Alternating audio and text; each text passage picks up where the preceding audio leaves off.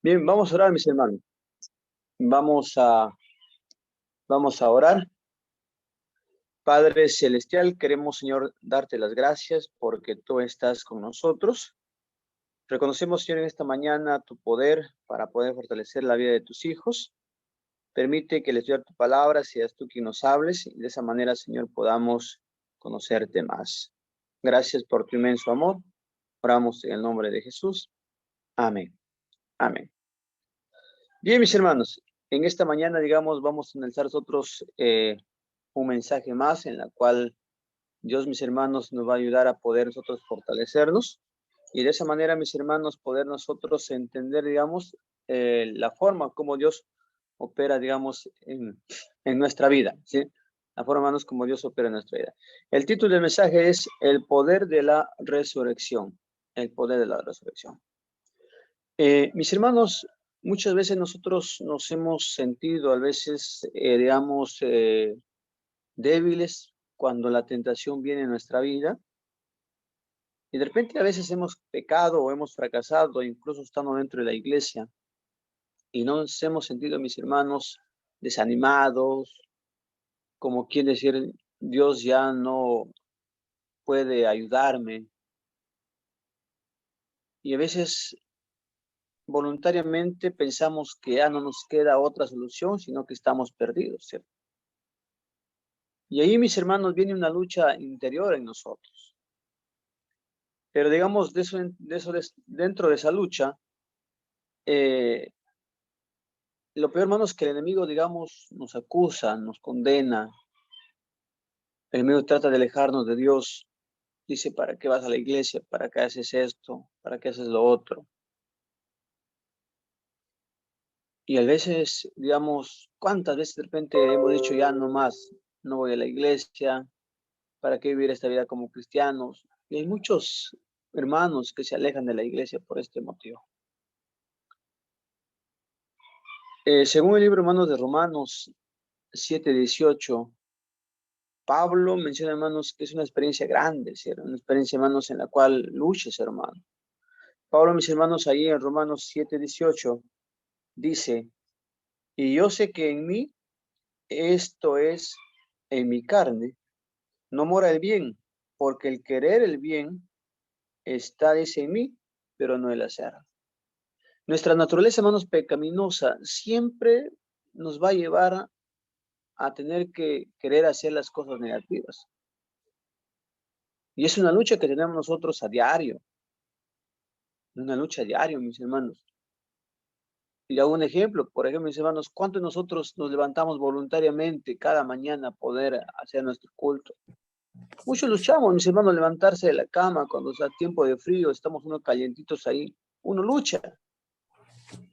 ¿Cuántos de nosotros voluntariamente vamos a la iglesia, digamos, al culto? No, hermanos, uno tiene que dejar todo. De veces, como quisiera que no hubiera culto para no ir y hacer nuestras cosas, ¿verdad?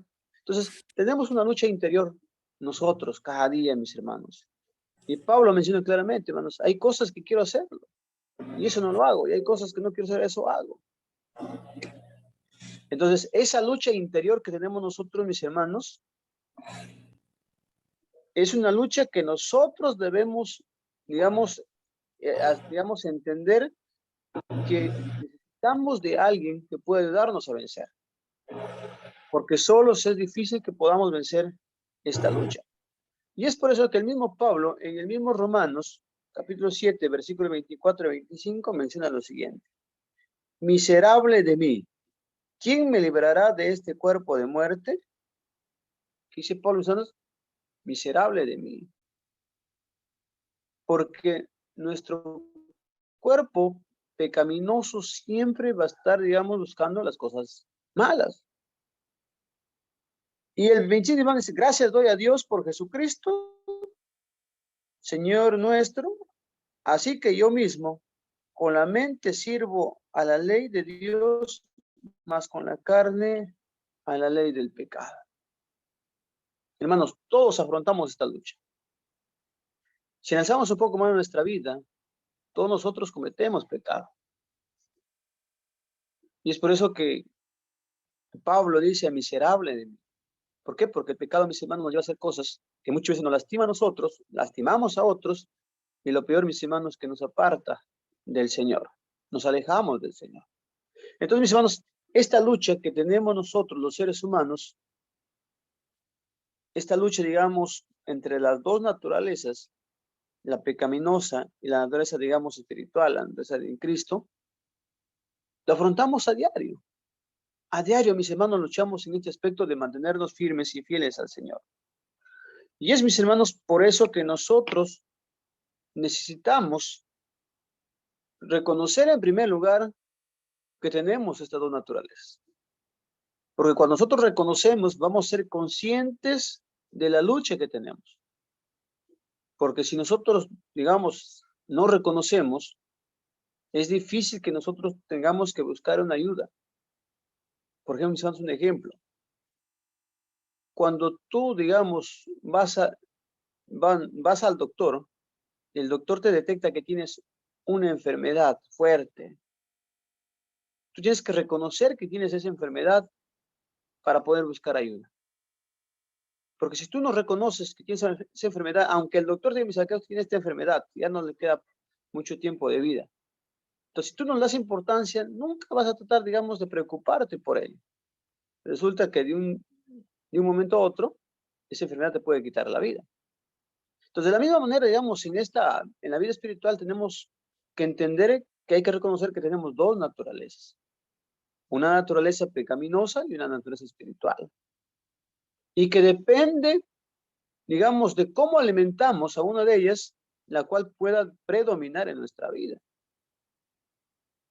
Pero eso sí, mis hermanos, en la lucha diaria, a pesar que oremos, a pesar que estudiemos la Biblia, a pesar que vamos a la iglesia, la vieja naturaleza va a estar siempre intentando hacernos caer o cometer pecado. Y es por eso que Pablo, en verdad, que mencionaba, hay cosas que quiero hacer y no los hago, ¿cierto? Una lucha grande, mis hermanos, una lucha grande. Y es por eso, mis hermanos, que Pablo se considera, digamos, como un miserable. Porque es lo que hace el pecado, mis hermanos. El pecado destruye, el pecado arruina, el pecado, hermanos, destruye hogares, el pecado destruye moral. El pecado, digamos, te hace cometer cosas que no solamente te afecta a ti, sino afecta a tu familia, a las personas que amas, aunque muchas veces después te lamentes, pero las consecuencias vienen, ¿verdad? Y es por eso que el mismo Pablo, en el libro de Efesios, vamos a nuestras Biblias, capítulo 3, el versículo 8 y 10 dice lo siguiente, dice, a mí que soy menos, dice que el más pequeño de todos los santos, me fue dada, dice, esta gracia de anunciar entre los gentiles el evangelio de las inescrutables riquezas de Cristo, para que la multiforme sabiduría de Dios sea ahora dada a conocer por medio de la iglesia a los principados y potestades de lugares celestes. Bien, mis hermanos, perdón, me confundí en el texto. Es Filipenses. Acá estamos. A ver si alguien por ahí, mis hermanos, me puede ayudar. Acá está. Es Filipenses 3, 8 y 10, perdón.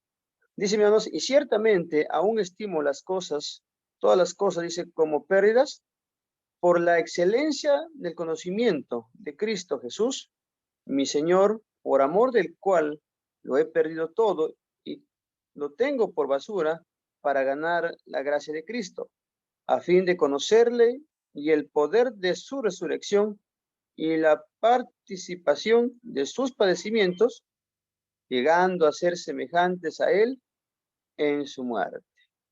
Hermanos, Pablo, digamos, entiende que la única forma, digamos, para que nosotros podamos vencer cualquier de estos obstáculos a esta vieja naturaleza, hermanos, enfatiza en lo que Cristo ha hecho y que las cosas que nosotros podamos tener en este mundo son cosas, mis hermanos, pasajeras. Pablo lo menciona como algo, digamos, que lo estima como basura, digamos, algo que no nos sirve. Es decir, en otras palabras, hermanos, no podemos sacrificar nuestra vida espiritual por cosas contemporáneas en este mundo, ¿verdad? Entonces, nosotros, hermanos, tenemos que entender que el anhelo espiritual de Pablo era, mis hermanos, poder ser semejante al Señor, ser semejante a Cristo.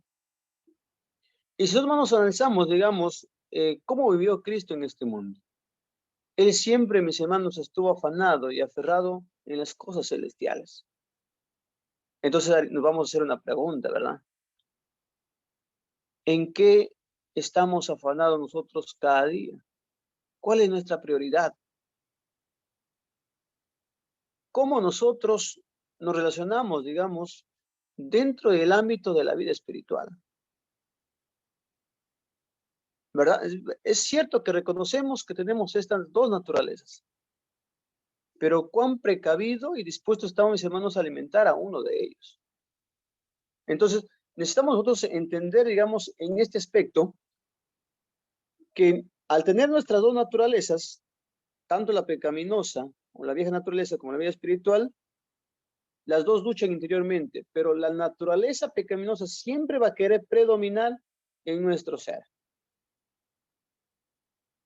Pero Pablo menciona, mis hermanos, que la forma que nosotros podamos vencerlo es aferrándonos a Cristo para ser semejantes a Él y desestimar todas aquellas cosas que nos apartan de Él, que son pasajeras, en la cual Pablo, mis hermanos, lo menciona como si fuera basura, ¿verdad? Algo, mis hermanos, que no nos edifica en el ámbito espiritual.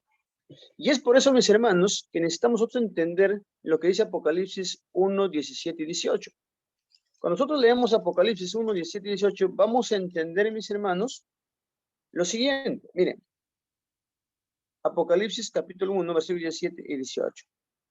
Cuando le vi, caí como muerto a sus pies, eso dice Juan, y él puso su diestra sobre mí, diciéndome, no temas, yo soy el primero y el último, y el que vivo, y estuve muerto, mas he aquí que vivo por los siglos de los siglos. Amén. Tengo las llaves de la muerte y del Hades. Hermanos, Jesús se encuentra, digamos, con Juan en esta visión, y ahí, mis hermanos, Jesús le dice, no te preocupes, yo tengo la llave de la muerte.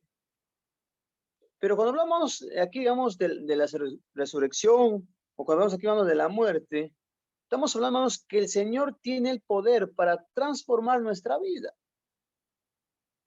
Porque si nosotros, hermanos, seguimos en pecado, lamentablemente, hermanos, nosotros tendemos, digamos, una muerte espiritual, la cual nos conlleva a una muerte eterna. Si Cristo tiene la llave, es decir, encontramos en Él la solución a esta muerte espiritual, encontramos una resurrección, tanto, mis hermanos, para una vida espiritual y para una vida eterna. Eso fue, mis hermanos, la que a Juan también le garantizó, o digamos, calmó, digamos, la aflicción que él tenía, concerniente, mis hermanos, a quién tendría que conducir los destinos de este mundo. Entonces, mis hermanos, entendiendo aquí, digamos, Jesús, mis hermanos, se revela, ¿verdad? Aquí, en la isla de Palmos a Juan, diciendo, mira, no temas, yo tengo esa solución, porque yo soy el primero y soy el final, yo estuve muerto y resucitado, yo puedo ayudarte. Entonces, no hay otra forma, hermanos, de cómo vencer esta naturaleza pecaminosa, sino con la ayuda de Jesús. ¿Y qué cosa nos garantiza? Que Jesús murió y resucitó, y Él, mis hermanos, es el primero y el final, es un ser eterno, un ser eterno. Entonces, nosotros necesitamos, mis hermanos, cada día más acercarnos a Cristo y ser partícipe de su gracia, de su misericordia y de su sacrificio en la cruz que Él hizo por nosotros. Porque nuestra naturaleza siempre nos va a llevar a ¿qué? A hacer lo malo, siempre nos va a llevar a ¿qué? Al pecado. siempre nos va a llevar a qué, hermanos, apartarnos del Señor. La única forma, hermanos, de vencerlo es aferrándonos nosotros a lo que Cristo hizo por nosotros. Es por eso, hermanos, que Pablo en Romanos 8:10, nuevamente, mis hermanos, él reconoce, ¿verdad? Vamos a leer ahí Romanos, capítulo 8. Ahí está. Romanos 8:11 dice, y el espíritu de aquel que levantó de los muertos a Jesús mora en vosotros, el que levantó, el que también dice, vuestro cuerpo mortales por su espíritu que mora en vosotros. Ajá. Dice, y si el espíritu de aquel que lo levantó de los muertos a Jesús, que mora, dice, en vosotros, el que levantó, dice, de los muertos a Cristo Jesús, vivificará, dice, también vuestro cuerpo mortales por su espíritu que mora en vosotros. Hermanos, claramente, mis hermanos, Pablo nos da a entender que aquel que levantó a Jesucristo de los muertos, levantará también a nosotros, ¿verdad? A nuestros cuerpos mortales. Cuando hablamos de resurrección, no hablamos solamente, digamos, del momento cuando Cristo viene, digamos, en la nube del cielo para llevar a sus hijos al cielo. Cuando hablamos nosotros de resurrección, mis hermanos, hablamos, digamos, de una actividad en el ámbito espiritual. Hay muchos, mis hermanos, que podemos estar vivos físicamente, pero andamos muertos espiritualmente. Cristo quiere que nosotros vivamos vivos espiritualmente y físicamente. Y la forma, hermanos, que lo hagamos, dice, hermanos, a través de su espíritu. Entonces, el espíritu, mis hermanos, es el cual fortalecerá nuestras vidas y nos va a hacer levantar de esa muerte espiritual. Porque muchos nos hemos vuelto conformistas dentro de la iglesia. A veces, mis hermanos, no nos preocupamos por nuestro culto personal, nuestro culto familiar. A veces no nos preocupamos nosotros por ser fieles dentro de la iglesia. Pero es el Espíritu Santo quien trabaja en nuestra vida, mis hermanos, el cual nos quiere levantar. Y Él será el cual, mis hermanos, levantará a sus hijos en los tiempos finales. Es asombroso, mis hermanos, que el Espíritu levantó a Jesús de los muertos, ¿verdad? De una manera física. Y nosotros, mis hermanos, necesitamos creer, tener fe que el Señor, con su mismo Espíritu, nos levantará a nosotros en el ámbito espiritual. Y es por eso, mis hermanos, que necesitamos nosotros cada día buscar al Señor. Porque si nosotros no alimentamos a la naturaleza espiritual, estamos en peligro de que un día, mis hermanos, de tanto ser conformistas dentro de la iglesia, apostatemos. ¿Sabían, mis hermanos, que la inactividad dentro de la iglesia nos lleva muchas veces a la apostasía? Entonces, necesitamos nosotros, mis hermanos, fortalecer nuestra vida. Y es por eso, hermanos, que en Romanos, capítulo 6, versículo 5, dice, porque si fuimos plantados juntamente con él en semejanza de muerte, así también seremos en la resurrección. Si nosotros, mis hermanos, nos acercamos al Señor y participamos de su muerte, ¿sí? ¿Cómo participamos de su muerte? A través del bautismo. A través del bautismo somos partícipes de la muerte de Cristo. Pero, hermanos, aquí hay que enfatizar un poco más. Nosotros necesitamos ser bautizados diariamente por el Espíritu Santo. Porque solamente así, mis hermanos, participando de su muerte, podemos nosotros también, hermanos, participar de su resurrección. ¿Se acuerdan, mis hermanos, de cuando el Señor Jesús se encontró con Nicodemo? Tienes que nacer de nuevo. A pesar, hermanos, que Nicodemo estudiaba las Escrituras, era activo, digamos, ahí en el templo, pero algo le faltaba. Dios también quiere decirnos eso a nosotros en esta mañana. Dios quiere que nosotros, hermanos, seamos bautizados cada mañana con su Espíritu Santo. Y que resucitemos, mis hermanos, y que nos levantemos de ese sueño espiritual. Y de esa manera, mis hermanos, estamos garantizando la resurrección también de nuestro cuerpo físico cuando Cristo venga para ir con Él a la patria celestial. Así que, hermano, no nos preocupemos, digamos, en el ámbito que muchos dicen, bueno, ya hice esto, no hay solución para mí. Encontramos mucha gente que dice, hermano, yo no tengo solución ya. Hay gente, hermanos, que incluso se pone adjetivos. Dice, yo soy representante del mismo enemigo, dice. Para mí, hermano, no hay salvación. El enemigo, hermanos, quiere hacer eso a nosotros, digamos, quiere llevarnos a que nosotros mismos nos condenemos y no miremos lo que Cristo puede hacer por nosotros. Cristo, mis hermanos, nos ama. Él vino a morir por nosotros y Él quiere que nosotros participemos de su muerte y de su resurrección, pero para vida eterna. Y es por eso, mis hermanos, que vamos a leer un último texto, Hebreos 4:16.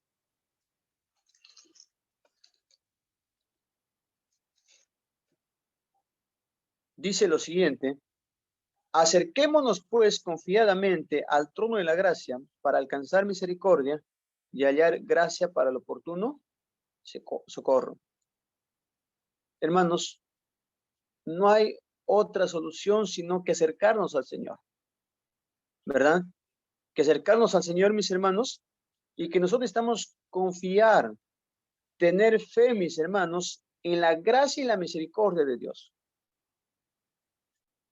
Digamos, en justicia propia, ¿verdad? Nosotros no merecemos, hermanos, la salvación, porque nuestros actos o el pecado que cometemos nos conduce a la muerte. Por sus propias acciones, el ser humano necesita morir. Pero mis hermanos, nosotros necesitamos confiar, tener fe en la gracia y la misericordia de Jesucristo, el cual está para socorrernos. No hay pecado que el Señor no pueda perdonar, mis hermanos. Jesús vino a morir por cada uno de nosotros y Él nos ama. Y es por eso, mis hermanos, que en esta mañana, si hay alguien, mis hermanos, que se siente pecador, que se siente, mis hermanos, que va a la iglesia por obligación, que se siente de repente que no hay solución para su vida, o de repente que está cometiendo pecados, mis hermanos, ocultos, pecados acariciados, que nadie sabe. De repente, hermanos, en esta mañana estoy predicando para alguien de repente que es infiel a la pareja y su pareja no lo sabe. Que muchas veces estás a punto de tirar la toalla, como dicen mis hermanos, y salirte de la iglesia. Yo quisiera decirte que el Señor te ama y que el Señor está dispuesto a perdonarte, pero tú tienes que creer que el Señor está dispuesto a ayudarte. Que el sacrificio que Él hizo en la cruz por todos los seres humanos es una garantía, mis hermanos, que la resurrección que Él tuvo, el haber resucitado, es una garantía para nosotros. Y debemos clamarle que Él nos levante espiritualmente y nos prepare, mis hermanos, para encontrarnos con Él por la eternidad. Siempre digo esto: los que van a salvarse, mis hermanos, no son aquellos que nunca pecaron. Son aquellos que cometieron pecado, que cayeron, pero que supieron levantarse. No aquellos que se quedaron ahí. Pablo también se sentía, mis hermanos, una persona pecadora que no merecía nada. Pablo se sentía, digamos, una persona miserable, una persona pecaminosa. El problema, digamos, de todo ello es que Pablo no se quedaba en eso, sino que Pablo, mis hermanos, confiaba en la gracia y en la misericordia del Señor. Y es por eso, hermanos, en esta mañana, ¿cuánto de nosotros queremos decir, Señor, ayúdame a salir de esto? Sé que hay muchas cosas que yo y contigo solamente sabemos, que nadie sabe. Si que alguien de repente, hermanos, en esta mañana lleva algo oculto en su corazón, tienes que confesarlo al Señor. Hay alguien, hermanos, en esta mañana que quiere que ore por ti para que el Señor pueda ayudarte y darte las fuerzas para poder vencer cualquier obstáculo.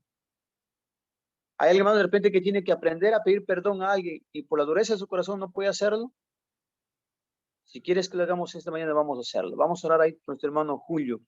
Vamos a orar, hermanos, por cada uno de ustedes, mis hermanos. ¿Alguien más, mis hermanos, quiere que oremos por ustedes para que Dios nos dé su Espíritu Santo y de esa manera podamos salir vencedores y empezar una vida de nuevo de hoy en adelante?